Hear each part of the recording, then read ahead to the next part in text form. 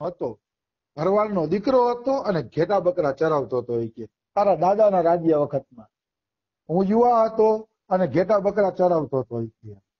પછી શું થયું, એકવાર હું ઘેટા બકરા ચરાવતો હતો ને, તો એક બેન રોતા રોતા ત્યાંથી નીકળ્યા અને એને પગથી માથા સુધી ઘરેણા પહેરેલા હતા. એટલે મેં પૂછ્યું, કેમ બેન તમે રડો છો? તો કે મારો પતિ આણું વાળીને મને લઈ આવતો હતો, મારા ઘરેણા માટે વચ્ચે ચોર લોકોએ હુમલો કર્યો એટલે હું તો પ્રાણ બચાવીને ભાગી ગઈ, તો મારા પતિ ને સસરા એની હારે લડે છે. હવે એનું શું થયું એ મને ખબર નથી, પણ હું ભાગી આવી છું. તો આ ભરવાડના છોકરાએ કીધું 18 વર્ષના, ચિંતા ન કરો, હું તમને તમારા ગામ પહોંચાડી દઉં છું, બિલકુલ ચિંતા ન કરો. પછી ભરવાડનો છોકરો એ બેનને લઈ ગયો અને એના ગામ પહોંચાડી દીધા ને, તો પાછળથી ઓલો સસરો ને પતિ ઓલા ચોર લોકોને મારીને ઘરે આવી. એટલે ઓલો સસરો રાજી થઈ ગયો કે તે અમારા કુળની લાજ બચાવી. એટલે સસરાએ કીધું કે હું તને 1000 રૂપિયા ઇનામ આપું છું, ઈ જમાનાનું, તું લઈ લે. તો કે નહીં, મારું કર્તવ્ય છે, મારે આ કર્તવ્યના પૈસા ન લેવા જોઈએ. એક બેનની દીકરીની ઇજ્જત બચાવી તો મારું કર્તવ્ય છે, એટલે એને પૈસા ન લીધા. તો કે તમારા દાદા વખતે મારા આવા વિચાર હતા કે મને એક પૈસાનો લોભ નહોતો, પણ તમારા પપ્પા જયારે ગાદીએ બેઠા ત્યારે મારા મનમાં વિચાર આવ્યો તો ઓલા 1000 રૂપિયા લઈ લીધા હોત તો. 1000 રૂપિયાની ત્યારે કેવડી મોટી કિંમત હતી કે એમાંથી હું કઈ ધંધો કે એમ નાખી લે તો પૈસા વાળો થઈ ગયો. તમારા બાપાના રાજ્ય મને એવા વિચાર આવતા હતા કે 1000 રૂપિયા લઈ લીધા હોત તો સારું હતું. અને તમે ગાદીએ બેઠા ને ત્યારથી મને એવા વિચાર આપે છે કે કન્યાનું જ હરણ કરી ગયો હોત તો ઘરેણાય મળી જાત ને કન્યાય મળી જાત, બે મળી જાત. કે આ તમારા રાજ્યમાં આવા વિચાર આવે. મતલબ એ એમ કેવા માંગે છે કે તમારો બાપો દાદો હતો ને એ સારું રાજ્ય કરતો હતો ત્યારે કોઈના મનમાં ખરાબ વિચાર નહોતા. તમારો બાપો અડધો સારો હતો ને અડધો ખરાબ હતો, તો બધામાં અડધા પડધા ખરાબ વિચાર હતા ને તું આવ્યો ત્યારથી તો વિચારોનું પતન થઈ ગયું છે. તો આ રીતે આપણે જયારે કોઈ ગુરુના સંગમાં જાય ને, એટલે ગુરુની ઊંચાઈ નો માપી હતી, એના સંગથી આપણી અંદર શું પરિવર્તન થાય એ તો આપણે જોઈ શકીએ ને. કારણ કે આપણે તો આપણા હૃદયના દ્રષ્ટા છીએ, આપણામાં શું પરિવર્તન આવે છે તો આપણે જાણી શકીએ. જો આપણામાં સારું પરિવર્તન આવતું હોય, ભગવાન તરફ આગળ વધતા હોય, તો માની લેવાનું કે આપણે જે ગુરુનો સંગ કરી છે યોગ્ય. એટલે પછી ગુરુને નહીં માપવા, ગુરુને માપીએ તો અપરાધ થાય, આપણી જાતને માપવી જોઈએ, જાતને માપવાનો અધિકાર છે આપણે. આવું રામસુખદાસજી દ્રષ્ટાંત આપતા. એટલે આપણી જાતને માપતા માપતા હાલીએ ને તો પછી વાંધો આવતો નથી.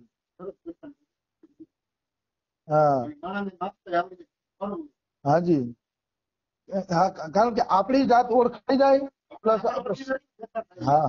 આપણો ફેરફાર તો આપણે દેખાવાનો જ છે ને.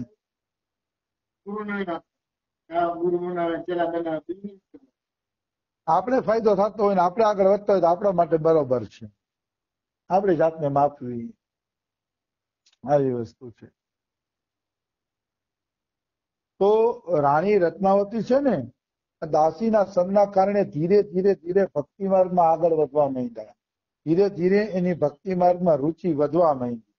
પછી એની વ્યાકુળતા વધી ને એટલે એને કીધું કે દાસી, મને તો કૃષ્ણ દર્શન વગર રહેવાતું નથી, તો કૃષ્ણના દર્શન થાય ને એવી કઈ કૃપા કરો કે જેથી મને કૃષ્ણના દર્શન થાય. તો દાસીએ શું કીધું કે તમે છે ને તમારા ઘરમાં ઠાકુરજીને પધરાવો, ઠાકુરજીને પધરાવીને સેવા પૂજા કરો, તમને જરૂર આગળ જતા કૃષ્ણના દર્શન થશે. એટલે રાણી રત્નાવતીએ પોતાના ઘરમાં ઠાકુરજી પધરાવ્યા અને ઠાકુરજી પધરાવી અને કૃષ્ણની સેવા કરવા માંડ્યા રાણી રત્નાવતી. તો કૃષ્ણની સેવા કરતા કરતા 6 મહિના ગયા ને એટલે વરી વ્યાકુળતા વધી અને દાસીને કીધું કે મને જલ્દી કૃષ્ણ દર્શન થાય ને એવો કોઈ ઉપાય બતાવો કે જલ્દી કૃષ્ણ દર્શન થાય. ત્યારે દાસીએ કીધું કે રાણી સાહેબા, જલ્દી કૃષ્ણ દર્શન તો સાધુ સંતોની સેવા કરો, કોઈ પ્રેમી ભક્તની કૃપા થાય ત્યારે જલ્દી કૃષ્ણ દર્શન થાય છે. કે તો તમારે છે ને સાધુ માટે અલગ નિવાસ સ્થાન બનાવવું પડશે, કારણ કે સાધુ સેવા વગર કૃષ્ણ પ્રેમની પ્રાપ્તિ થતી નથી. આ બધા છે લાંબા લાંબા વિષય કે ભાઈ સાધુ કોને ગણવો અને સેવા કેટલી હદે કરવી. એમ નહીં કે સાધુ એમ કહી દે કે મારુતિ લઈ દો અને એના એસો આરામ માટે તમે મારુતિ લઈ લીધી, એ સેવા નથી. સાધુ સેવા મતલબ જે ભજન કરે છે એ ભજન કરી શકે એટલી જીવન જરૂરી વસ્તુ એને આપવીને એનું નામ સાધુ છે. બાકી કોઈ એમ કે ભાઈ મોટર વગર હાલતું નથી, એસી નખાવી દે, આ કરી દે, તો એ કઈ સાધુ સેવા નથી. કારણ કે હાથો સાધુ કેવલ શરીર હાલશે ને એટલું જ તમારી પાસે લેશે, એનાથી વધુ સાધુ સેવા અપેક્ષા રાખશે નહીં. આવી વસ્તુ છે. સાચા સાધુનું આ લક્ષણ છે. હું તો અમારા સદગુરુદેવના જીવનને જોઈને કહું છું. અમારા સદગુરુદેવ ભગવાને આજે પણ એની ભજન કુટીમાં એસી નખાવ્યું નથી. એની ભજન કુટી એટલે એમ માનો કે આ ચાદર થાય ને, બે થઈને આવડી જ ઓરડી છે ખાલી ભજન કુટીની, એમાં એક કુલર રાખ્યો છે. એ શિષ્યોના આગ્રહ ને કદાચ પંખો જ હતો. હા, શિષ્ય વર્ગ એવડો છે કે મહેલ કે તો મહેલ બનાવી દઈએ, એસી કે તો એસી નખાવી દઈએ. કોઈ બી અમારા સદગુરુદેવ ભગવાન ચક્કરમાં પડતા નથી. આવી વસ્તુ છે. એટલે હું ગુરુને જોઈને કઉ છું કે સાચા સાધુની સેવા એટલે એને બસ જીવન જરૂરી વસ્તુ મળી જશે ને તો જાજી લાલસા હશે નહીં. સાધુને બીજું શું જોઈ? એનું જીવન ટકે ને પ્રભુનું ભજન થાય, એનાથી વધુ થોડી સાધુની લાલસા હોય. આવી વસ્તુ છે. તો રાણી રત્નાવતીને સાધુ સેવાનું કીધું.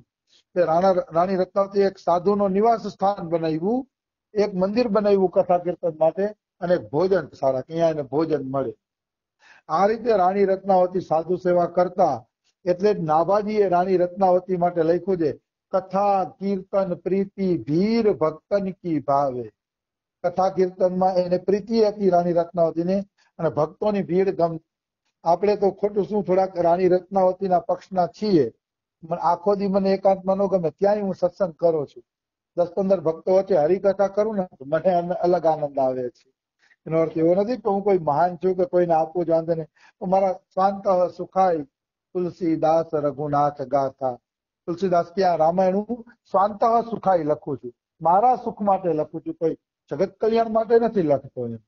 એવી રીતે મને પણ ભક્તો વચ્ચે એક સમય નીકળવું ગમે, ભક્તોની વચ્ચે કથા કરવી ગમે, એનાથી મને અલગ ખુશી મળે છે. એવી વાત છે. તો કહેવાનો ભાવ શું છે? રાણી રત્નાવતીને પણ ભક્તોની ભીડ ગમતી, અનુકૂળ આવતી એને. પછી શું થયું? એને સાધુ સંતોનું નિવાસ સ્થાન બનાવ્યું.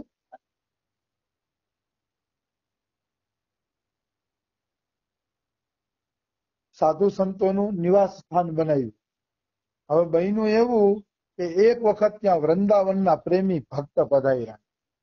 પ્રેમી ભક્ત પધાર્યા ને એને કાનુડાના કીર્તન કર્યા, કાનુડાની ચર્ચા કરી.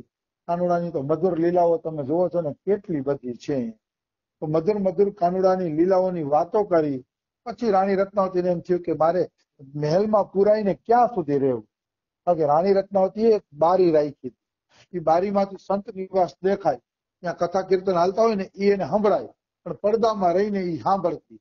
પણ આ વૃંદાવનના પ્રેમી સંત આવ્યા અને કૃષ્ણ ચર્ચા કરી ને પછી રાણી રત્નાવતીને એમ થયું કે હવે આ દિવાલોનું બંધન ગમતું નથી. એક તમને ઉદાહરણ પણ આપી દઉં, એક બે કૃષ્ણ લીલાના, એટલે ખબર પડે કે કૃષ્ણ લીલા પણ કેટલી મધુર અને મીઠી છે. ઉદાહરણ એક બે આપું ને, એક ઉદાહરણ એવું છે. ઉપર બેસો ને, થાક લાગતો હોય તો ઉપર બેસો.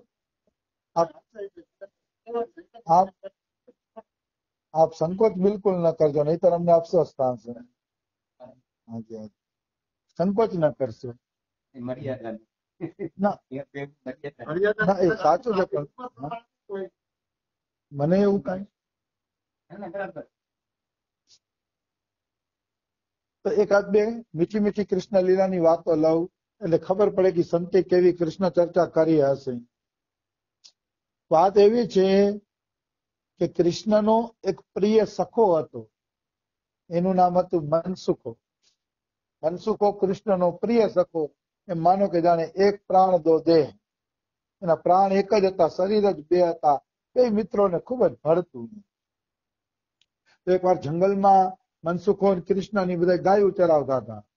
ગાયો ચરાવતા હતા ને તો કૃષ્ણએ પૂછ્યું મનસુખાને કે મનસુખા શું હાલચાલ છે, કે આજના કઈ નવીન સમાચાર કહે.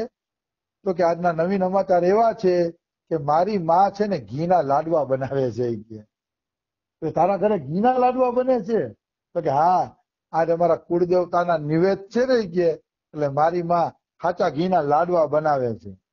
તો કૃષ્ણ કહે કે આપણા જેવા દેવતા બેઠા હોય તો પછી બીજા દેવતાને નિવેદ ધરવાની શું જરૂર છે કે કૃષ્ણ કહે કે આપણે લાડવા ખાવા છે કે મનસુખો કે રેવા દે તારા જેવા ચોરને મારી માં ઘરમાં પગે મૂકવા નહીં દે કે તને તો ખબર છે આખા ગોકુળમાં તારી ખરાબ છાપ છે કે ચોર છે કે તને ઘરમાં પગ મૂકવા દે તો તું લાડવા લઈ હક નહીં કે કાનુડો કે જે થાય તો કે આજ આપણે ઘીના લાડવા ખાવા છે. એટલે પછી મનસુખાને કઈક શીખવાડી દીધું કાનુડાએ કે તારે આવું નાટક કરવું એમ. મનસુખાના કાને વાત નાખી દીધી.